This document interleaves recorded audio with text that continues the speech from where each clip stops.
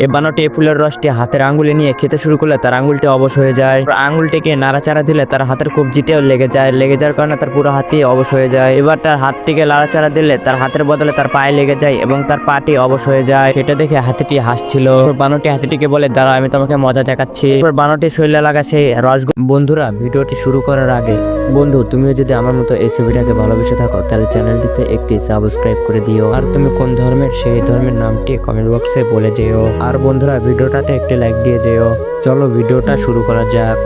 তার হাতি বন্ধুর পায়ে ছুঁড়ে মেরে দেয়। তারপর হাতিটির দুই পাও অবশ হয়ে যায়। এরপর হাতিটি যখন তার সুরের ভিতরে সবগুলো রস নিয়ে বানরটিকে নিশানা করতেই যাবে তখন তার সুরও অবশ হয়ে যায়। তারপর হাতিটি হার না মেনে সে বানরটির শরীরে সেই আঠাটি লাগিয়ে দিতে সক্ষম হয়। তারপর বানরটির পুরো শরীরই অবশ হয়ে যায়। এরপর পাহাড় থেকে অনেক বড় একটি পাথর নেমে আসে এবং তাদের দুজনকে চ্যাপ্টা করতে চলে যায়। এরপর পাথরটি দুইটা ডিমের পিছু নিচ্ছিল। সেটা দেখে বানরটি বলে, ওই রসগুলো সেই পাথরটির গায়ে ছুঁড়ে মারো। রসগুলো পাথরটির গায়ে লাগার কারণে পাথরটি তুলার মতো নরম হয়ে যায় এবং ডিম দুটো বেঁচে যায়। এবার হাতি এবং বানরটি খুশি হয়ে যায়।